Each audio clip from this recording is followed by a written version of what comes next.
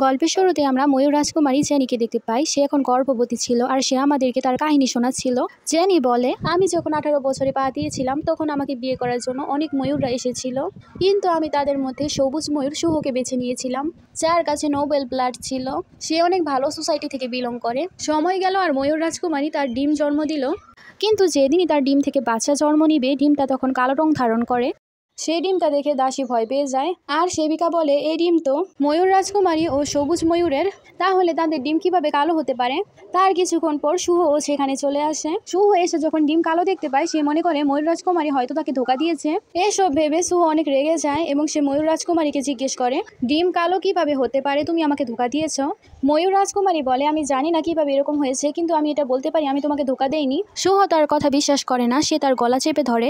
শুভ বলে, আমি তোমাকে বিয়ে করেছিলাম কারণ আমি একটা শক্তিশালী বাচ্চা চাইতাম। তুমি জানো আমাদের প্রজাতিকে 4 ভাগে ভাগ করা হয়েছে, বেগুনি, সবুজ, নীল এবং কালো। আর তুমি জানো না কালো ময়ূরের সাথে এখানে কিরকম ব্যবহার করা হয়। তাদেরকে এখানে অ্যাজ এ সার্ভেন্ট রাখা হয় এবং তাদের দিয়ে ছোট বড় সব কাজ করানো হয়, আর তারা সব সময় এই জায়গার গোলাম হয়ে থাকে। তাই তুমি একজন প্রিন্সেস হয়েও কিভাবে কালো ময়ূরকে জন্ম দিতে পারো? তোমার তো বেগুনি বা সবুজ ডিম জন্ম দেওয়া উচিত ছিল। আমি যদি আগে জানতাম তুমি কোনো ভালো বাচ্চা জন্ম দিতে পারবে না, তাহলে আমি কখনোই তোমাকে বিয়ে করতাম না। আমি তোমাকে চুজ না করে তোমার বোন মিরানকে চুজ করতাম। তুমি আমার সব স্বপ্ন ভেঙে দিয়েছ। একথা বলে সে তার গলা চেপে তাকে মেরে ফেলে। তারপর অন্য সব ড্রামার মতো রিবার্থ হয়। ময়ূর রাজকুমারী সেই সময় পৌঁছে যায় যেখানে সে তার হাজবেন্ড চুজ করছিল। এখানে আমাদের মিরানকে দেখানো হয় সে তার বোনকে ঘৃণা করত। সে ময়ূর রাজকুমারীকে খুশি দেখে তার অনেক বেশি জেলাস ফিল হতো।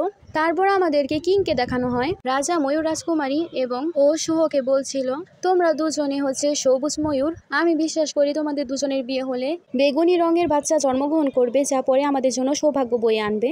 রাজকন্যা সব কথা শুনে ভাবতে শুরু করে সে তার আগের ভুল এবার হতে দেবে না। সে মনে মনে ভাবছিল সেই বিয়ে কিভাবে আটকায়। তখনই শুভ বলে, আমি এই বিয়ে করব না। সে রাজার কাছে নত হয়ে বলে, আমি অন্য কাউকে পছন্দ করি, সে হচ্ছে মিরান।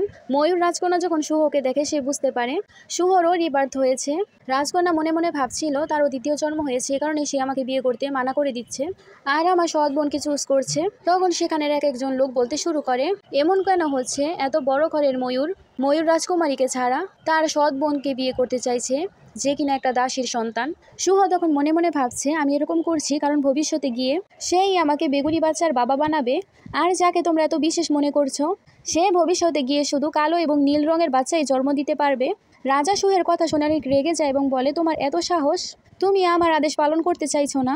সুহ তখন বলে, আমার এত সাহস নেই যে আমি রাজার আদেশ পালন করব না।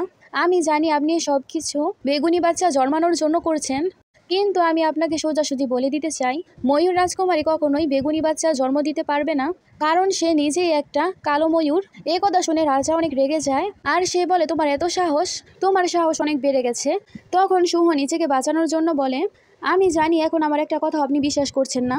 আপনি যদি আমার কথা বিশ্বাস না করেন আপনি নিজেই ময়ূর রাজকুমারীকে চেক করে দেখুন সে কালো ময়ূর নাকি সবুজ ময়ূর। তখন সে জায়গার সব লোকেরা কথা বলছিল এটা কিভাবে হতে পারে। তখনই সেখানে মিরান সামনে এসে বলে, আমি জানি আপনি আপনার মেয়েকে সন্দেহ করেন না, কিন্তু হতে পারে শুহর কোনো কথা সত্যি, এই কারণে সে এত কনফিডেন্টের সাথে এত কথা বলতে পারছে, তাই এটা এখন আমাদের যাচাই করে দেখা উচিত। তখন সেখানে একজন বলছিল এ কথা সত্য হতে পারে, সে কালো ময়ূর হতে পারে, সে তার আইডেন্টিটি সবার কাছ থেকে লুকিয়ে রেখেছে যাতে সে রাজকুমারী হিসেবে সারা জীবন থাকতে পারে। সবাইকে এরকম কথাবার্তা বলতে শুনে রাজার উপরও তখন প্রেশার পড়তে শুরু করে। তাই রাজা তখন সবার সামনে বলে, আচ্ছা আমি ময়ূর রাজকুমারীর ময়ূর রূপ যাচাই করব, কিন্তু সে যদি কালো ময়ূর না হয় তাহলে আমি শুভকে মৃত্যুদণ্ড দেব। এ কথা বলার পরপরই রাজা তার জাদু প্রয়োগ করে। ময়ূর রাজকুমারীর উপর জাদু প্রয়োগ করলে দেখা যায় সে আসলে একটা কালো ময়ূর। সবাই তখন এসব দেখে বলতে শুরু করে ময়ূর রাজকন্যা আসলে একটা কালো ময়ূর। রাজা এসব দেখে অনেক অবাক হয় এবং সে বলে এটা কিভাবে হতে পারে। রাজা অনেক বেশি রেগে যায়, তাই সে তার স্ত্রীকে উত্তর দিতে বলে আর বলে সবকিছু কিভাবে হতে পারে। ময়ূর রাজকুমারীর মা তাকে অনেক বোঝানোর চেষ্টা করে। ময়ূর রাজকুমারীও তার বাবাকে বোঝানোর চেষ্টা করে, কিন্তু তার বাবা তাদের কোনো কথা শোনে না। রাজা সবার সামনে ময়ূর রাজকুমারী এবং তার মাকে শাস্তি দেয় আর বলে, তোমরা আমাকে মিথ্যে কথা বলেছ, আমার প্রজাকে ধোকা দিয়েছ, তোমাদেরকে রাজমহলেই বন্দি করে রাখা হবে এবং 1 মাস পর রানীকে ঠান্ডা জায়গায় পাঠিয়ে দেওয়া হবে, রাজকুমারীকে মহল থেকে বের করে দেওয়া হবে, আর তারপর সে একটা সাধারণ জীবন বাঁচবে। রাজা তখন খুশি হয়ে শুহকে বলে, তুমি অনেক ভালো একটা কাজ করেছো, অপরাধীদের আমার সামনে এনে। তাই তুমি মিরানকে বিয়ে করতে চাও? আমি তোমার বিয়ে মিরানের সাথে ঠিকই করাবো। এদিকে মিরান অনেক খুশি হচ্ছিল রাজকুমারীকে এরকম ভাবে দেখে, তাই সে শুভকে বিয়ে করার জন্য রাজি হয়ে যায়। ময়ূর রাজকুমারী মনে মনে ভাবছিল কোনটা সঠিক কোনটা ভুল সেটা তো শুভর সাথে মিরানের বাচ্চা হলেই বোঝা যাবে। আর এখন আমার নিজেকে প্রমাণ করার জন্য আমার বাচ্চাকেও দুনিয়াতে আনতে হবে। রাজকুমারী যখন প্রাসাদে প্রবেশ করে সে দেখতে পায় তার রুমের সব জিনিসপত্র বের করে নিয়ে যাওয়া হচ্ছে। রাজকুমারী দাসীকে বলে, আমার জিনিস কোথায় নিয়ে যাচ্ছ? দাসীরা তার সাথে খারাপ ব্যবহার করতে শুরু করে। সে বলে, দেখো এই কালো ময়ূরকে, সে এখন রাজকন্যা নেই কিন্তু কিভাবে হুকুম চালাচ্ছে যেমন সে মহারানী। দাসটা আরো বলে, রাজা বলেছে তোমার সব জিনিস বের করে দিতে, এই কারণে আমরা সবকিছু বের করছি। ময়ূর রাজকুমারী বলে, আমি আমার সবকিছু বের করতে পারবো, তোমাদের বের করার দরকার নেই। কিন্তু দাস তার কোনো কথা শোনে না, সবকিছু নিয়ে যায়। কিছুক্ষণ পর মিরান বলে, তোমাকে এই জায়গা থেকে বের করে দেওয়া হয়েছে, এই জায়গার কোনো কিছুর ওপর তোমার কোনো অধিকার নেই, তোমার হাতে যে বাক্স আছে সেটাও রেখে দাও। ময়ূর রাজকুমারী তখন বলে, আচ্ছা এখন এই সব কিছু কি দাসীর মেয়েকে দিয়ে দেওয়া হবে? তখন মিরানের সামনে দাসীটা বলে, সে এখন আর প্রিন্সেস নেই, সে কিভাবে আমাদের ওপর হুকুম চালাচ্ছে। একথা শুনে রাজকুমারীর অনেক রাগ হয় এবং সে তাকে থাপ্পড় লাগিয়ে দেয়। আর ময়ূর রাজকুমারী বলে, তুমি একজন সেবিকা, সেবিকার মতোই থাকো। তারপর সে মিরানকে বলে, তুমি আমার কাছ থেকে সবকিছু কেড়ে নিতে চাও? মিরান বলে, কোনো কিছু কারার কোনো প্রয়োজন নেই, এখন সবকিছু আমারই হতে যাচ্ছে। সবুজ ময়ূর শুভকে বিয়ে করে তারপর আমি ডেফিনেটলি একটা বেগুনি বাচ্চাকে জন্ম দিব, আর তারপর সবকিছু আমার বাচ্চার নামে হয়ে যাবে। তারপর আমি রানী হব এবং আমার স্বামী রাজা হবে। তারপর সে ময়ূর রাজকুমারীকে নিচু দেখাতে শুরু করে। রাজকুমারী তখন অনেক রেগে যায় আর সে ও মিরানির বেজ্জতি করতে শুরু করে। মিরান নিজের বেজ্জতি সহ্য করতে পারে না, সে রাজকুমারীকে থাপড় দিতে চেষ্টা করে, কিন্তু রাজকুমারী তার হাত ধরে ফেলে এবং বলে, তুমি আমাকে এত দুর্বল মনে করো না যে আমি তোমাকে কোনো জবাব দিতে পারবো না। তারপর সে মিরানকে থাপ্পড় দিতে নেয়। তখনই সেখানে শুভ চলে আসে এবং তাকে থামিয়ে দেয়। শুভ তখন বলে, কার এত সাহস হলো আমার রানীকে আঘাত করার? শুভকে দেখে মিরান ভালো সাজার অ্যাক্টিং করে। তারপর সে শুভকে বলে, দেখো না সে আমার উপর জেলাস হচ্ছে, সে জানি আমি একটা বেগুনি বাচ্চাকে জন্ম দিতে পারবো, তাই সে আমাকে অভিশাপ দিচ্ছে। শুভ তখন বলে, তোমার চিন্তা করার কোনো প্রয়োজন নেই, তুমি একটা বেগুনি বাচ্চাই জন্ম দেবে, আর যে রাজকুমারী হওয়ার নাটক করছে সে শুধু কালা বাচ্চাই জন্ম দিতে পারবে। শুভর এত খারাপ ব্যবহার দেখে রাজকুমারী বুঝতে পারে শুভরও রিবার্থ হয়েছে। তাই ময়ূর রাজকুমারী মনে মনে ঠিক করে নেয়, সে আগের জন্মে তো নিজের বদলা নিতে পারেনি, এই জন্মে সে তার প্রতিশোধ ঠিকই নেবে। আর শুভ মনে মনে ভাবছিল, তুমি ওই জন্মে আমাকে অনেক অপমানিত করেছো কালো বাচ্চা জন্ম দিয়ে, আমি আমার এ ভুল এই জন্মে করতে চাই না, আমি তোমাকে শাস্তি দিতে চাই। একথা ভেবে সে মিরানকে নিয়ে চলে যায়। আর এদিকে ময়ূর রাজকুমারী অনেক টেনশনে ছিল আর সে মনে মনে ভাবে তাকেও খুব তাড়াতাড়ি কিছু একটা করতে হবে। তাই সে তার সমস্যার সমাধান করার জন্য কোনো বিশেষ কাউকে খোঁজার জন্য বেরিয়ে পড়ে, কারণ সে যতক্ষণ পর্যন্ত নিজেকে প্রমাণ না করবে সে তার মাকেও বাঁচাতে পারবে না। তাই সে এখন কাউকে খুঁজছে যাকে সে বিয়ে করে ফেলবে। রাজকুমারী তখন কালো মার্কেটে আসে, সে সেখানের মালিককে একটা স্বর্ণ দিয়ে বলে তাকে ছেলে দেখানোর জন্য। সে যখন দেখছিল তখন তার নজর একটা ছেলের দিকে পড়ে, তাকে দেখে রাজকুমারী তাকেই দেখতে শুরু করে। রাজকুমারী মালিককে বলে সে তাকে কিনতে চায়। এ কথা শুনে মালিক তাকে বলে, আপনি এত বেকার তিতারকে কেন নিতে চান? আপনি জানেন না ময়ূরদের রাজ্যে কালো ময়ূরের থেকেও নিচে ফ্যাশন বা তিতারের জায়গা? আমি আপনাকে জিজ্ঞেস করতে চাই, আপনি এত বেকার জিনিস কেন নিতে চান? রাজকুমারী বলে, তোমার এটা জানার কোনো অধিকার নেই, তুমি টাকা নাও এবং তোমার কাজ করো, তাছাড়া এটা একটা কালাবাজার, আমি যাকে কিনতে চাই তাকে কিনতে পারি। রাজকুমারী তারপর তাকে কিনে নিয়ে যায়। তারপরে সিনে আমরা রাজকুমারীকে তিতারের সাথে একসাথে দেখতে পাই। বাসায় যাওয়ার পর সে তার একেবারে মেকওভার করে দিয়েছিল। ময়ূর রাজকুমারী তার কাছে যেতে শুরু করে এবং তাকে বলে, তুমি জানো আমি তোমাকে কেন কিনেছি? আমি তোমাকে আমার স্বামী বানাতে চাই। তিতার বলে, আগে আমাদের দুজনকে একে অপরকে জেনে নেওয়া উচিত, তারপরই কিছু করা উচিত। কিন্তু রাজকুমারী অনেক বেশি তাড়াই ছিল। তারপর সে তিতারের সাথে রাত কাটাতে শুরু করে। কিছুক্ষণ পর সে উঠে বলে, তুমি ঠিকই বলেছিলে, আমাদের আগে একে অপরকে জেনে নেওয়া উচিত, আমি তো তোমার নামও জানি না। তখন তিতার বলে, আমার নাম হচ্ছে মুন, এখন আমি তোমার সাথে সময় কাটাতে চাই। এভাবে সময় পার হয়। তারপর আমরা রাজকন্যাকে দেখতে পাই, সে বসেছিল। তখনই সেখানে মুন চলে আসে। সে ময়ূর রাজকুমারীর জন্য অনেক সুন্দর একটা ফল এনেছিল আর সে খুব ভালোবেসে ময়ূর রাজকুমারীকে সে ফল খেতে দেয়। মুন বলে, আমি জানি এটা তোমার অনেক পছন্দের ফল, এই কারণে আমি সেই ফলের বীজও নিয়ে এসেছি, এটা আমরা বাগানে লাগাবো এবং গাছ হলে সেখান থেকে ফল খাবো। মনের এত ভালোবাসার কথা শুনে ময়ূর রাজকুমারী তার 15 দিনের কথা ভাবতে শুরু করে আর ভাবে, আমি আমার আগের জীবনে শুভকে অনেক বেশি ভালোবেসেছিলাম, তার জন্য আমি অনেক ফলের বীজও লাগিয়েছিলাম, কিন্তু সে কখনো আমার একটু খেয়ালও রাখেনি। কিন্তু মুন আমাকে আমার থেকেও বেশি ভালোবাসে, আমি তাকে কখনো হারাতে চাইবো না। কিছুক্ষণ পর মিনান এসে বলে, তোমাকে এখান থেকে তাড়িয়ে দেওয়া হয়েছে, তুমি এখন এখান থেকে যাওনি, তোমার এখান থেকে চলে যাওয়া উচিত। মুন তখন বলে, রাজকুমারী তোমার কাছে যদি কোনো থাকার জায়গা না থাকে তুমি আমার সাথে চলো। তাদের দুজনকে একসাথে দেখে মিরান খুশি হয় না। তখন মিরান বলে, এ কক্ষ একজন রাজকুমারীর হলেও এখানে এত গন্ধ কেন পাওয়া যাচ্ছে? এই গন্ধ তো ফ্যাশনেটের, তাই না? তোমার হাজবেন্ড একটা ফ্যাশন, তুমি তো অনেক ভালো একটা কাজ করে ফেলেছো। যখন তোমাকে ময়ূর রাজ্যের কেউ বিয়ে করতে চায়নি, তুমি একটা ফ্যাশনকে বিয়ে করে ফেলেছো। তুমি এত বেশি নিচে নেমে গেছো। দেখো, আমাকে উপহার স্বরূপ এই চুলের কাঁটাটা দেওয়া হয়েছে, যেটার দাম তুমি কল্পনাও করতে পারবে না। তখনই মিরানের চুলকানি স্টার্ট হয়ে যায়। এসব দেখে ময়ূর রাজকুমারী বুঝতে পারে মিরানের সাথে এসব কি হচ্ছে। কারণ রাজকুমারী যখন শুভর বাচ্চার সাথে প্রেগনেন্ট হয়েছিল, তখন শুভ তাকে এসব খাবার খেতে দিয়েছিল, যেসব খেলে শরীরে চুলকানি স্টার্ট হয়ে যায় আর শরীর অনেক খারাপ হয়। আর শুভ এসব এ কারণেই করতো কারণ সে বেগুনি বাচ্চা চায়। এসব কিছু এখন মিরানের সাথে হচ্ছে। ময়ূর রাজকুমারী তখন খোঁচা মেরে বলে, মনে হয় বাচ্চাকে শক্তিশালী করার জন্য অনেক চেষ্টা করা হচ্ছে, এ কারণে তোমার অবস্থা এরকম হয়ে গেছে। তখনই মিরান বমিটিং করতে শুরু করে, তাই দাসী তাকে নিয়ে যায়। মিরানের যাওয়ার কিছুক্ষণ পরেই ময়ূর রাজকুমারীও বমিটিং করতে শুরু করে। তখন ডাক্তার ডাকা হয়। রাজা অপেক্ষা করছিল আর ভাবছিল কি হয়েছে। ডাক্তার এসে বলে, আপনার দোনো মেয়ে হচ্ছে প্রেগনেন্ট, আর মিরানের কন্ডিশন দেখে মনে হচ্ছে সে বেগুনি বাচ্চা জন্ম দেবে। এই কথা শুনে তো রাজা অনেক বেশি খুশি হয়ে যায়।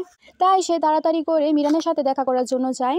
তার পাশে রাজকুমারীও বসেছিল, কিন্তু সে শুধু মিরানের জন্যই চিন্তা করছিল। সে অনেক খুশি হয়ে মিরানকে বলে, তুমি আমার স্বপ্ন পূরণ করে দিয়েছো, আমি তোমার উপর অনেক বেশি খুশি। তার বাবা ময়ূর রাজকুমারীর দিকে তাকায়ও না। ময়ূর রাজকুমারী বলে, সময়ের আগে এত খুশি হওয়া উচিত না বাবা। কিন্তু রাজা এত বেশি খুশি হয়ে যায়, সে একটা অনুষ্ঠানের আয়োজন করে। রাজা বলে, আমি এই অনুষ্ঠানে সবাইকে ডাকবো, সবাইকে আমার খুশিতে শরিক করব। আমি সবাইকে বোঝাতে চাই আমি আজকে কত বেশি খুশি। এখন রাজা মিরানকে বলে, বলো তোমার কি চাই? তুমি আজকে আমার কাছ থেকে যা চাইবে আমি তোমাকে তাই দেবো। মিরান বলে, আমি শুনেছি ময়ূর রাজকুমারীও প্রেগনেন্ট, তাও একটা ফ্যাশনের সাথে। সে কালো বাজার থেকে সে ব্যক্তিটিকে কিনেছে, আর এই সময় সেও প্রেগনেন্ট। রাজা এই কথা শুনে অনেক বেশি রেগে যায়। রাজা বলে, এক তো তুমি আমার অনুমতি ছাড়া বিয়ে করেছো, তাও আবার একটা ফ্যাশনকে। আমি তোমাকে এই কারণে কখনোই ক্ষমা করব না, আমি তোমাকে এখনই মেরে ফেলবো। তো রাজা যখনই রাজকুমারীকে মারতে নেয়, তখনই মিরান তাকে থামিয়ে দেয়। মিরান তার বাবাকে বলে, এটা আপনি করবেন না, সে এখন গর্ভবতী, আমি শুধু চাই সে এখন আমার দাসী হয়ে আমার সাথে থাকুক। রাজা তার কথায় রাজি হয়ে যায় এবং সে রাজকুমারীকে বলে, দেখো তোমার বোন কত দয়ালু, এখন থেকে ভালোভাবে তুমি মিরানের ও তার বাচ্চার সেবা করবে। রাজা বলে, আমার 1 মিনিটও সময় লাগবে না তোমাকে মারতে, তাই তুমি ভালোভাবে মিরানের খেয়াল রাখবে। ময়ূর রাজকুমারী বলে, এমন একটা সময় আসবে যখন আপনি আপনার প্রত্যেকটা কথার জন্য রিগ্রেট ফিল করবেন। মিরানের দাসী হয়ে রাজকুমারী মিরানের খেয়াল রাখতে শুরু করে, কিন্তু মিরান সব সময় তার বোনকে জ্বালানোর চেষ্টা করে। এমন একটা সময় আসে যখন মিরানের সামনে পানি পড়া ছিল এবং সে একজন দাসীকে থাপড় দিয়ে বলে, তুমি দেখতে পাচ্ছ না আমার সামনে পানি পড়ে আছে, তুমি আমাকে এই রাস্তা দিয়ে নিয়ে যাচ্ছ।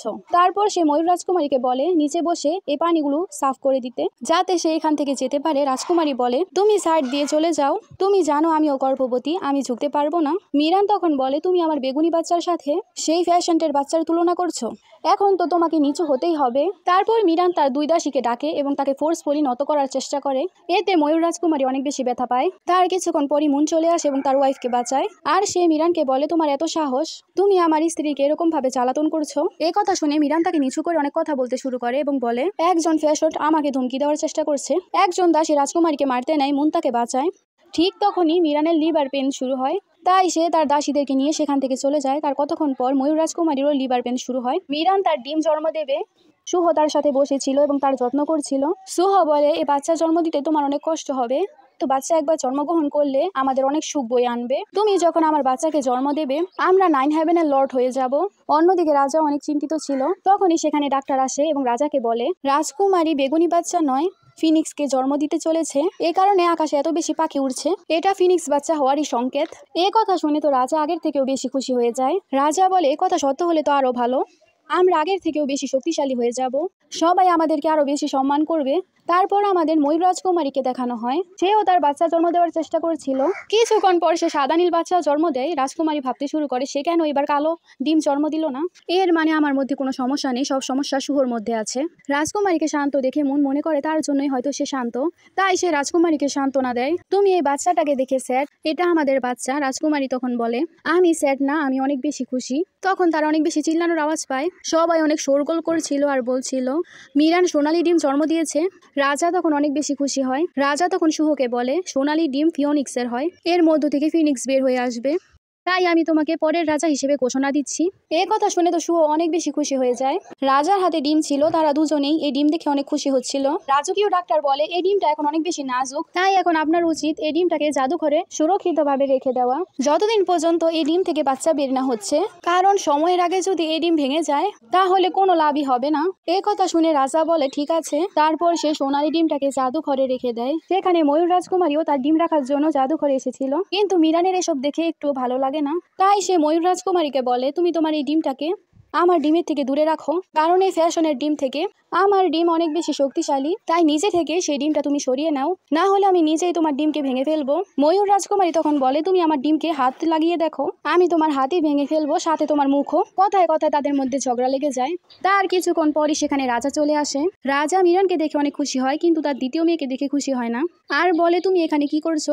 ময়ূর রাজকুমারী বলে, আজ আমার বাচ্চাও জন্মগ্রহণ করতে চলেছে। কিন্তু রাজা যখনই তার ডিম দেখে, রাজা রেগে বলে, তোমার সাহস কিভাবে হলো এই ফ্যাশনের ডিমকে এখানে এনে রাখার, তাও আবার সোনালী ডিমের সাথে? তাড়াতাড়ি এই ডিমকে এখান থেকে নিয়ে যাও।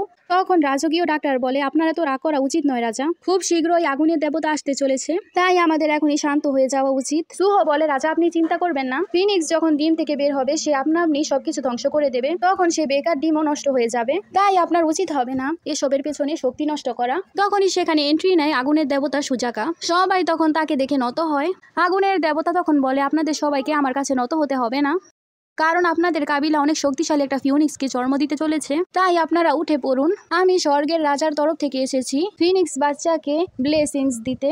সবাই তখন অনেক খুশি হয়ে উঠে পড়ে। আগুনের দেবতার সামনে এসে যখনই ব্লেসিংস দেবে সে দুটো ডিম দেখে। সে জিজ্ঞেস করে, এই দ্বিতীয় ডিম কার? তখন ময়ূর রাজকুমারী সামনে এসে বলে, এটা আমার। আমাদের কাবিলার নিয়ম অনুযায়ী সব ডিম জন্মানোর পর এখানেই রাখা হয়, যতদিন পর্যন্ত বাচ্চা বের না হয়, তাই আমার ডিমও এখানেই রয়েছে। আগুনের দেবতা এসব দেখে কিছু বলে না, কিন্তু রাজা শুয়োর কাছে এটা অপমান মনে হয়। ফায়ার গড এসবের প্রতি দৃষ্টি দেয় না, সে ডিমের কাছে চলে আসে আর ব্লেসিংস দেওয়ার জন্য ডিমের কাছে যায়, আর স্বর্গের রাজার ব্লেসিংস ডিমের মধ্যে দিতে শুরু করে। আর এদিকে রাজকুমারী আর শুয়োর মধ্যে ঝগড়া লেগে যায়। শুয়োর রাজকুমারীকে ধাক্কা দেয়, রাজকুমারী নিচে পড়ে যায়। সুযোগ বুঝে মিরান দৌড় লাগায় রাজকুমারীর ডিম ভাঙার জন্য। মুনও তখন দৌড় দেয় তার ডিম বাঁচানোর জন্য।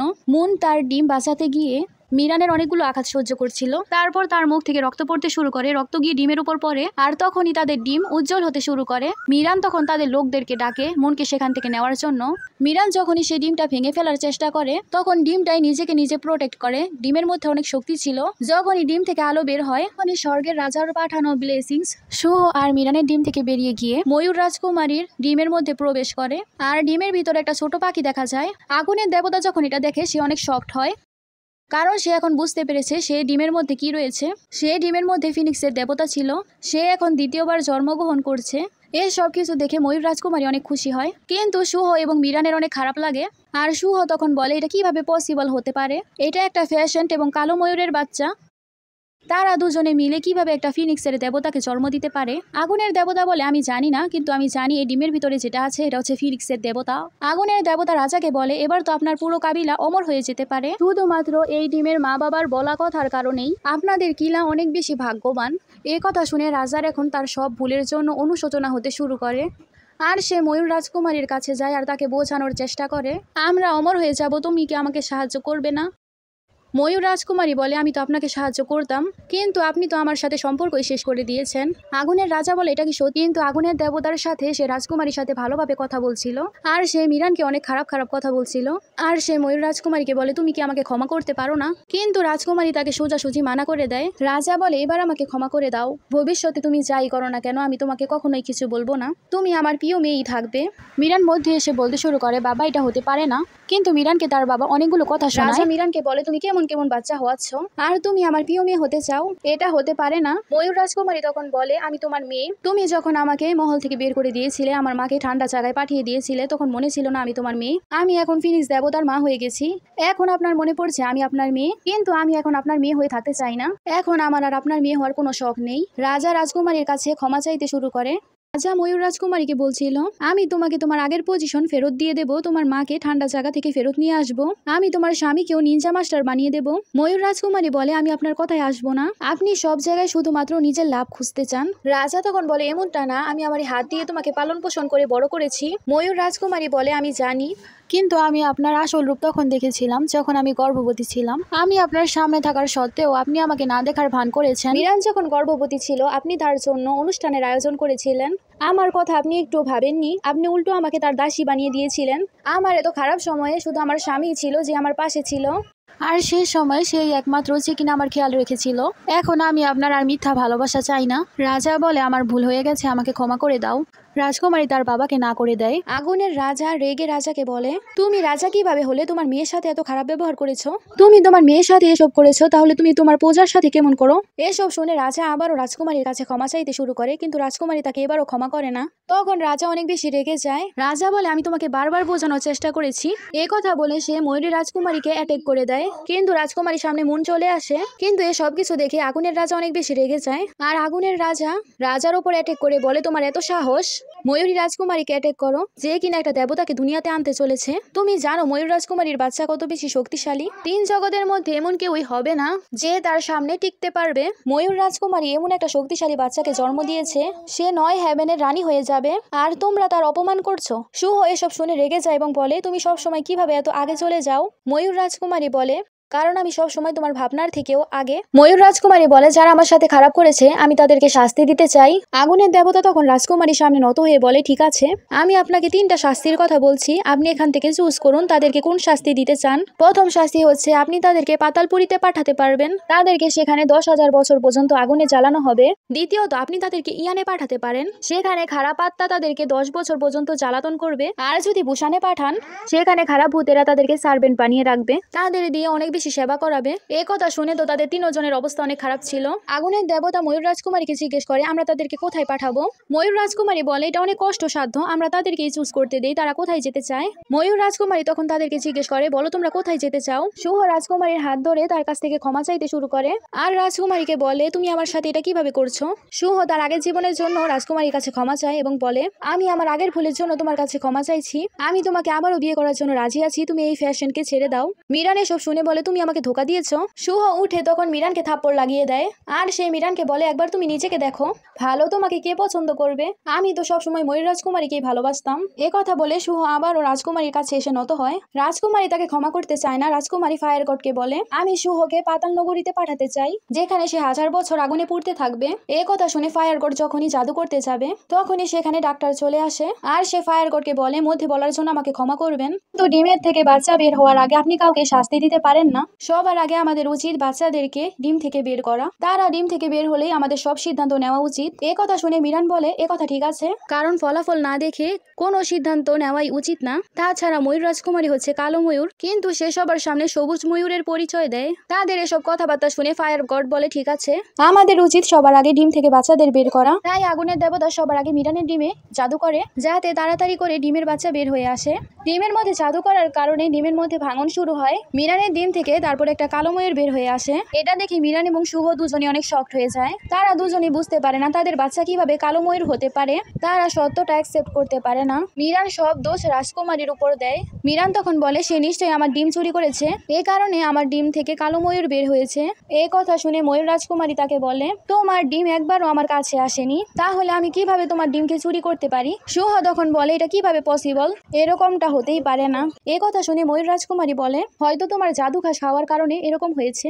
আমি আপনাদের সবাইকে বলে দেই, তারা দুজনেই অনেকদিন ধরে লুকিয়ে জাদু ঘাস খাচ্ছে, যাতে তারা একটা শক্তিশালী বাচ্চা জন্ম দিতে পারে। তারা জাদু ঘাস অনেক বেশি কনজিউম করে ফেলেছিল, এই কারণে সে জাদু ঘাসের উল্টো প্রভাব পড়েছে। রাজকুমারী বলে, তোমাদের মাথায় যদি একটু বুদ্ধি থাকতো, সেই বুদ্ধি ইউজ করতে, তাহলে তোমরা জানতে এই ঘাস বেশি খাওয়া উচিত না। এই ঘাস বেশি খেলে অনেক সমস্যা হয়। কিন্তু সবচেয়ে দুঃখের বিষয়, এর কারণে বাচ্চার আইডেন্টিটি একেবারে চেঞ্জ হয়ে যায়। মিরান এটা বিশ্বাস করতে চায় না। মিরানের বাচ্চা মিরানের কাছে আসতে শুরু করে, কিন্তু মিরান তাকে অ্যাকসেপ্ট করে না, তাকে আঘাত করে বসে। এসব দেখে ময়ূর রাজকুমারী বাচ্চাটাকে আবারও ঠিক করে দেয়। ফায়ার গড এসব দেখে অনেক বেশি রেগে যায়, আর সে বলে, তুমি আমাকে এ বাচ্চার জন্যই স্বর্গ থেকে ডেকেছো, আমাকে স্বর্গ থেকে ডাকার সাহস করেছো, এই শাস্তি তুমি ঠিকই পাবে। তারপর রাজাকে টেনে নেয়। শুভ তখন আবারও সব দোষ রাজকুমারীর উপরে দিতে শুরু করে, আর সে বলে, তুমি ময়ূর রাজ্যে একজন ফ্যাশনকে এনে একটা বড় অভিশাপের সৃষ্টি করেছো, এই কারণেই এমনটা হয়েছে।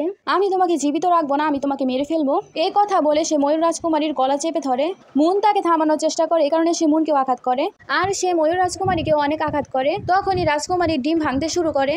সবাই তখন সেই ডিমের দিকে তাকিয়ে থাকতে শুরু করে। তারপর সেই ডিম থেকে অনেক বেশি আলোক রশ্মি বের হচ্ছিল। এ সব কিছু দেখে সবাই সেই ডিমটার সামনে ঝুঁকে পড়ে। ডিমটা তখন ভেঙে একটা ফ্যাশনের বাচ্চা বের হয়ে আসে। এই বাচ্চাটাকে দেখে শুভ হাসতে শুরু করে আর বলে, এটা কি সেই দেবতা যে দেবতার কথা আপনারা বলছিলেন? সবাই এটাকে ভালোভাবে দেখো, এটা তো একটা পেশেন্টের বাচ্চা, মানে হলো একটা তিতির পাখির বাচ্চা। শুভ আগুনের দেবতাকে উঠে দেখতে বলে। আগুনের দেবতা দেখে অনেক শকড হয়, কারণ তার সামনে কোনো ফিনিক্স গড ছিল না, তার সামনে শুধু একটা পেশেন্টের বাচ্চাই ছিল। এটা দেখে সবাই রাজকুমারীকে বলতে শুরু করে, আচ্ছা এটাই হচ্ছে ফিনিক্স গড, যার জন্য তুমি এতক্ষণ ধরে এত তামাশা করছো। শুভ তারপর আগুনের দেবতাকে অনেক বেশি রাগানোর চেষ্টা করে আর সে রাজকুমারীকে বলে, তুমি ফায়ার গডকে অনেক বেশি অপমান করেছো। এসব কথায় রাজকুমারীর কিছুই আসে যায় না, সে তার বাচ্চার কাছে যায় আর সে তার বাচ্চাকে বলে, আমি পরোয়া করি না তুমি কে, কিন্তু আমি তোমাকে অনেক ভালোবাসি। এসব দেখে আগুনের দেবতা অনেক বেশি রেগে যায় আর বলে, তোমরা সবাই মিলে আমার অনেক মজা নিয়েছো, এই সব কিছুর রিপোর্ট আমি সম্রাটকে ঠিকই দেবো আর তোমরা তার শাস্তি ঠিকই পাবে। একথা বলে আগুনের দেবতা চলে যায়। সে চলে যাওয়ার পরই শুভ রাজাকে বলতে শুরু করে, এতক্ষণ ধরে ময়ূর রাজকুমারী আমাদের অনেক জ্বালাতন করেছে, তাই এখন তাকে শাস্তি দেওয়া উচিত। রাজা যখনই রাজকুমারীকে কিছু করতে যাবে, সামনে মুন চলে আসে রাজকুমারীকে হেফাজতে রাখার জন্য। এসব কিছু দেখে শুভ তার মজা নিতে শুরু করে আর সে বলে, তুমি একবার নিজেকে দেখে নাও, তুমি একটা তিতির পাখি, তুমি আমার কি করে ফেলবে? আমি তোমাকে অনেক কাকের মাঝে বেঁধে ছেড়ে দেব, তারপর আমি তোমাকে দেখে অনেক বেশি খুশি হব। রাজাকে শুভ বলে, আমি কি এটা করতে পারি? রাজা অনেক রেগেছিল, সে অনুমতি দিয়ে দেয় আর বলে, তুমি এটা করতে পারো। তাই সে জাদু ব্যবহার করে আগে মুনকে বন্দি করে ফেলে আর মুনের কাছে অনেক কাক পাঠিয়ে দেয়। কাকগুলো মুনকে অনেক জ্বালাতন করতে শুরু করে আর মুনকে আছড়ে আছড়ে খেতে শুরু করে। রাজকুমারী এসব দেখে অনেক চিন্তিত হয়ে পড়ে। শুভ রাজকুমারীকে ধরে, রাজকুমারী বলে, আমাকে যেতে দাও। শুভ তখন বলে, তুমি যদি চাও আমি তোমার স্বামীকে ছেড়ে দেই, তাহলে তুমি আমার সামনে নত হও, আমার সামনে তোমাকে নীল ডাউন হতে হবে, যাতে তোমার সব অহংকার শেষ হয়ে যায়। রাজকুমারী তার সামনে নত হয় না। শুভ তারপর মুনকে আরো বেশি জ্বালাতন করতে শুরু করে। রাজকুমারী তারপরও নত হয় না, এই কারণে সে রাজকুমারীর বাচ্চার গলা টিপে ধরে। শুভ বলে, এই বাচ্চাটা আমাদের কাবিলার জন্য একটা অভিশাপ, আমি এখন দেখবো তুমি আমার সামনে কিভাবে নত না হও। রাজকুমারী তার বাচ্চাকে এত টর্চার হতে দেখে নিজের সম্মানের কথা না ভেবে নীল ডাউন হয়ে বসে। মুন রাজকুমারীকে নত হতে মানা করে, কিন্তু রাজকুমারী যখন দেখে তার স্বামী এবং বাচ্চাকে এত টর্চার করা হচ্ছে, তখন সে নত হয়। রাজকুমারীকে নত হতে দেখে সেই জায়গার সবাই অনেক বেশি খুশি হয়। ময়ূর রাজকুমারীর বাচ্চা পালানোর চেষ্টা করে। মিরান তখন রাজকুমারীর বাচ্চাকে পা দিয়ে পিষতে শুরু করে। রাজকুমারী এসব দেখে তার বাচ্চাকে ছেড়ে দিতে বলে। শুভ তখন রাজকুমারীকে বলে, আমি তোমার বাচ্চাকে যেতে দেবো, কিন্তু তার আগে তুমি নিজেকে নিজেই আঘাত করো, তুমি আমাকে আগের জন্মে অনেক কষ্ট দিয়েছো, তাই আমি সে কষ্টের উসুল উঠাচ্ছি। আর সে রাজকুমারীর সামনে একটা চাকু ফেলে। শুভ বলে, তুমি নিজেকে নিজে আঘাত করো, তাহলে আমি খুশি হব এবং তাদের দুজনকেই ছেড়ে দেব। রাজকুমারী তখন চাকু দিয়ে তার নিজের হাত কেটে ফেলে। মিরান তাকে ছেড়ে দেয় এবং সে গিয়ে রাজার পায়ে পড়ে আর সে রাজাকে বলে তার মাকে বাঁচানোর জন্য। রাজা রাজকুমারীর বাচ্চাকে ফেলে দেয় এবং বলে, আমি তোমাদের তিনজনের মধ্যে কাউকে বাঁচাবো না, তোমাদের এই শাস্তি এ কারণেই দেওয়া হচ্ছে কারণ তোমরা আমাদেরকে অনেক জ্বালিয়েছো। শুভ রাজকুমারীকে বলে, তোমার অনেক ব্যথা লাগছে, আমি তোমাকে এই ব্যথা থেকে আরাম দিচ্ছি। কথা বলে সে আবারও রাজকুমারীর গলা টিপতে শুরু করে। ময়ূর রাজকুমারীর বাচ্চা তাই তার হাতে কামড় বসিয়ে দেয়। শুভ তাই বাচ্চাটাকে ধাক্কা দিয়ে নিচে ফেলে দেয়। শুভ রাজকুমারীকে বলে, তুমি এই বাচ্চাটা অনেক পছন্দ করো তাই না? তাই সে বাচ্চাটাকে আঘাত করতে শুরু করে। রাজকুমারীর বাচ্চার শরীরের সব পালকগুলো পড়তে শুরু করে। রাজকুমারীর মেয়ের সব পালকগুলো যখনই পড়ে যায়, সে একটা ফিনিক্সে পরিণত হয়। পাখিটা আকাশে উঠতে শুরু করে এবং মনও মুক্ত হয়ে যায়। সবাই আকাশে দেখতে শুরু করে একটা ফিনিক্স পাখি উড়ছিল। সবাই তাই ফিনিক্স পাখি দেখে নত হয়। ময়ূর রাজকুমারী যখন দেখে তার স্বামী মুক্ত এবং তার বাচ্চা আকাশে উঠছে, সে অনেক বেশি খুশি হয়। রাজকুমারী তখন বলে, সত্যি আমার বাচ্চা ফিনিক্স গড। তার কিছুক্ষণ পরই রাজকুমারীর বাচ্চা নিচে নেমে আসে। রাজকুমারীর বাচ্চা বলে, মা বাবা তারা তোমার উপর অনেক অত্যাচার করেছে, আমি তাদেরকে আজকে শাস্তি দেব। তখন সে বাচ্চা এক আওয়াজে ফায়ার গডকে এখানে আবার ডেকে নেয়। ফায়ার গড এসে তাকে সম্মান জানায়। রাজকুমারীর বাচ্চা বলে, আমি তাদেরকে নরকে পাঠাতে চাই। আগুনের দেবতা যখনই তাদের মারার জন্য সামনে আসবে, শুভ তখন মুনকে ধাক্কা দিয়ে রাজকুমারীকে নিজের কবজায় নিয়ে নেয় আর সে বলে, আমি তো এত তাড়াতাড়ি হার মানবো না। তারপর শুভ ফিনিক্স গডকে বলে, আমি জানি ফিনিক্স গডের কাছে এমন অনেক শক্তি আছে, তুমি যদি সেই শক্তি আমাকে দিয়ে দাও তাহলে আমি তোমার মাকে ছেড়ে দেব। এ কথা বলে সে ময়ূর রাজকুমারীকে কষ্ট দিতে শুরু করে। এটা দেখে রাজকুমারীর মেয়ে বলে, আমি তোমাকে সে শক্তি দিতে রাজি আছি। তারপর সে তার শরীর থেকে একটা পাক খোলে, পালক খুলে সে শুভকে দেয়। পালকটা শুভর হাতে যেতেই সে অনেক বেশি শক্তিশালী হয়ে যায়। শুভর শরীর অনেক বেশি আলোকিত হয়ে যায়। রাজা ও মিরান তখন তার কাছ থেকে পালক চায়। পালক নিয়ে তারা অনেক শক্তিশালী হয়ে যায়। তারপর তাদের দুজনের শরীরও জ্বলজ্বল করতে শুরু করে। শুভ তারপর রাজকুমারী ময়ূরীকে ছেড়ে দেয়। আগুনের রাজা তখন বলে, তোমার এত সাহস, তুমি গডের মাকে আটক করো। ফায়ার গড তখন তার উপর আক্রমণ করে, কিন্তু শুভ তখন অনেক শক্তিশালী হয়ে গেছিল। আগুনের রাজা আবারও শক্তি প্রয়োগ করে। তখন রাজা এবং মিরান শুভকে বাঁচানোর জন্য তারাও শক্তি প্রয়োগ করে। এতে ফায়ার গড অনেক বেশি আহত হয়ে যায়। শুভ বলে, পুরনো বই পড়ে কোনো লাভ তো হলো? এই গোপন তথ্য পেয়ে আমারই লাভ হচ্ছে। সুহ তারপর বারবার ফায়ার কটের উপর আক্রমণ করে। সুহ ফায়ার কটকে বলে এখন আমার সামনে ওঠার সাহস করো না, না হলে আমি তোমাকে পুরোপুরি শেষ করে দেব। সুহ যখন এরকম করবে তখনই উপর থেকে আওয়াজ আসে। সম্রাট তখন বলে কার এত সাহস হয়েছে 3 জগতের মধ্যে এত সমস্যা করছে। সম্রাটকে দেখে সবাই তার সামনে নত হয়, কিন্তু তারা 3 জন নত হয় না। সম্রাট তখন বলে তোমরা কি আমার কথা শুনছো না? তখনই ফিনিক্স গড সামনে আসে। সম্রাট যখনই তার অরা ফিল করতে পারে সে নিচে নেমে আসে, আর সে নিচে এসে ফিনিক্স গডের সামনে নিচু হয়। সম্রাট তাকে স্বাগতম জানায়। সম্রাটকে নত হতে দেখে সবাই অবাক হয়ে যায়। তারা বলে সে হচ্ছে 3 লোকের সম্রাট, সে কিভাবে এই ছোট মেয়ের কাছে নত হতে পারে? ডাক্তার বলে আমি হচ্ছে একটা ডাক্তার, আমি এসব কিভাবে জানবো, কিন্তু আমি জানি 3 লোকের সম্রাট হচ্ছে ইনি, আর ফিনিক্স গড হচ্ছে 9 হেভেনের গড। 9 হেভেনের ফিনিক্স গড একদিনে যত শক্তি পায় তত শক্তি পেতে হলে 3 লোকের সম্রাটের 1000 বছরেরও বেশি সময় লাগে। এ কথা শুনে তারা সবকিছু অনুমান করতে পারে তারা কার সাথে শত্রুতা করেছে। সম্রাট যখন সম্মান জানানোর পর ওঠে, সে দেখতে পায় ফিনিক্স লর্ডের মনটা খারাপ। ফিনিক্স লর্ডের বেজার চেহারা দেখে তাকে জিজ্ঞেস করে সম্রাট আপনি এত শান্ত কেন, আপনার কি হয়েছে? তখন ফায়ার গড তাকে সবকিছু বলে। কিছুক্ষণ আগে ফিনিক্স দেবী ও তার মা বাবার সাথে কি কি করা হয়েছিল। এই সবকিছু শুনে সম্রাট অনেক বেশি রেগে যায়, আর সে আগুনের দেবতাকে বলে আমি তোমাকে এই জায়গায় ফিনিক্স গডকে পাহারা দেওয়ার জন্য পাঠিয়েছি, তুমি কি করেছো? তুমি তো তাকে প্রোটেক্টই করতে পারোনি। আগুনের দেবতা ক্ষমা চায় কারণ সে তাদের সামনে টিকতে পারেনি। ফিনিক্স দেবীর পালক ব্যবহার করে তারা অনেক শক্তিশালী হয়ে গেছিল, তাদের এত শক্তির সামনে আমি টিকতে পারিনি। এই সব কিছু দেখে সম্রাট লিন আরো বেশি রেগে যায়। সুহ তখন সব দোষ রাজার উপর দিতে শুরু করে। সুহ তখন বলে এতে আমার কোনো দোষ নেই, আমাকে রাজা তাদেরকে শাস্তি দিতে বলেছিল, আমি শুধু সেটাই করেছি। রাজা তখন বলে আমি কিছু করিনি, সুহ সবকিছু নিজের থেকেই করেছে। দুজনে দুজনের উপর ব্লেম করতে শুরু করে। সম্রাট তখন বলে তোমরা 3 জন যে ভুল করেছো তার কোনো ক্ষমা হতেই পারে না। সম্রাট তার শক্তি ব্যবহার করে তাদেরকে মেরে ফেলতেই নিচ্ছিল, তখনই সুহর শরীর থেকে কেউ একজন বের হয়ে আসে। সম্রাট থেমে যায়, এটা হচ্ছে ডেমন রাজা। শয়তানের রাজা যখন নিজের পরিচয় দেয় সবাই তাকে দেখে ভয় পেতে শুরু করে। একজন তখন বলে সে তো 1000 বছর আগেই মারা গেছিল, কিন্তু কথা শোনার পরও সবাই ভয় পেয়ে সবাই সেখান থেকে পালিয়ে যায়। সবার পালিয়ে যাওয়ার পরে ডেমন রাজা বলে সম্রাট আমি তোমার সাথে অনেক যুদ্ধ করেছি, শেষ যুদ্ধে তো তুমি আমাকে প্রায় মেরেই ফেলেছিলে, তাই আমার লুকানোর জন্য একটা শরীরের প্রয়োজন ছিল। আমি অনেকের শরীরেই ছিলাম, এখন আবার কিছুদিন ধরে সুহর শরীরে আছি এবং আমি আমার শক্তি অনেক বেশি বাড়িয়ে ফেলেছি, আমি তোমাকে মারার জন্য আমার শক্তি বাড়িয়েছি। সম্রাট তখন ডেমন রাজাকে অ্যাটাক করে, কিন্তু ডেমন রাজা অনেক বেশি শক্তিশালী ছিল, সে খুব সহজেই স্বর্গের রাজাকে হারিয়ে দেয়, আর সে ফিনিক্স দেবীর দিকে তাকায়। ডেমন রাজা তখন বলতে শুরু করে সে তো একটা ছোট ফিনিক্স দেবতা, আমি যদি তার ঊর্জা খেয়ে ফেলতে পারি তাহলে আমি আরো বেশি শক্তিশালী হয়ে যাব।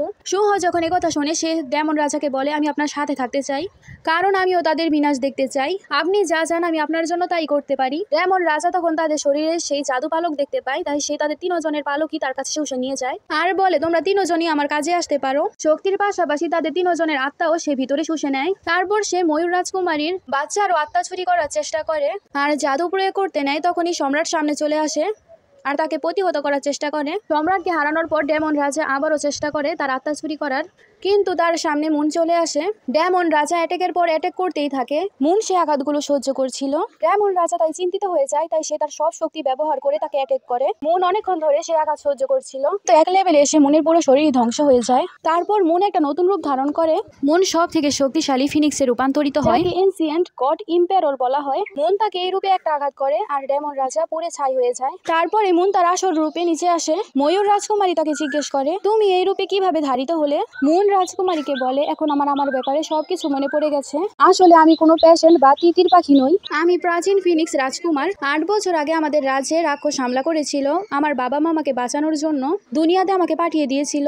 এখানে আসার পর আমি আমার স্মৃতি ভুলে গিয়েছিলাম, কিছু পেশেন্ট বা তিতির পাখি আমাকে তাদের কাছে রেখেছিল আর আমার খুব ভালোভাবে খেয়াল রেখেছিল। তারপর মুন রাজকুমারীকে বলে আমার জন্য তোমাকে অনেক কিছু সহ্য করতে হয়েছে, কিন্তু এখন থেকে আমি তোমার ভালোভাবে খেয়াল রাখবো। তখন সম্রাটও সামনে এসে বলে আমি অনেক খুশি 9 হেভেনের লর্ডকে আমরা খুঁজে পেয়ে গেছি, আমরা যখন এবার আমাদের রাজা পেয়ে গেছি আপনিও আমাদের সাথে 9 হেভেনে চলুন, আপনার উচিত সেখানে চলে যাওয়া। মুন তখন বলে সে স্বর্গে যেতে চায় না, সে তার স্ত্রী এবং বাচ্চার সাথে এখানেই সাধারণ জীবন কাটাতে চায়, কিন্তু কোনো সময় যদি আমার লোকদের আমার প্রয়োজন পড়ে আপনি আমাকে জানাতে পারেন, আমি তখন তাদের সাহায্যের জন্য সেখানে যাব। এই কথা শুনে সম্রাট বলে ঠিক আছে, আমি আপনাদের জন্য এমন একটা পাহাড় খুঁজছি যেখানে আপনাদের কোনো সমস্যা হবে না। ময়ূর রাজকুমারী বলে ঠিক আছে, কিন্তু আমি আপনাদের কাছে একটা অনুরোধ করতে চাই, এখনো রাজা দ্বারা আমার মাকে শাস্তি দেওয়া হচ্ছে, আমি চাই আপনি তাকে মুক্ত করে দিন।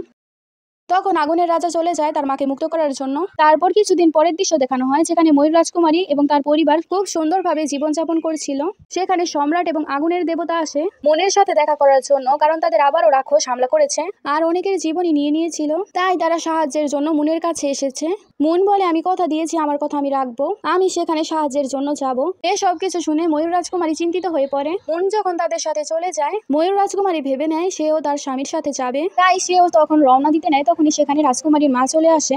রাজকুমারীর মা তাকে জিজ্ঞেস করে, তুমি কোথায় যাচ্ছ? ময়ূর রাজকুমারী বলে সে তার স্বামীকে সাহায্য করতে চায়। তখন তার মা তাকে একটা চুড়ি দেয় আর বলে, একটা চুড়ি তুমি পরবে, একটা চুড়ি তোমার স্বামীকে পরাবে, তাহলে তোমরা দুজনেই সেফ থাকবে। রাজকুমারী তখন তার স্বামীর পেছনে চলে যায়। এভাবে ড্রামাটার হ্যাপি এন্ডিং হয়ে যায়। ড্রামাটা ভালো লাগলে লাইক, কমেন্ট এবং সাবস্ক্রাইব প্লিজ।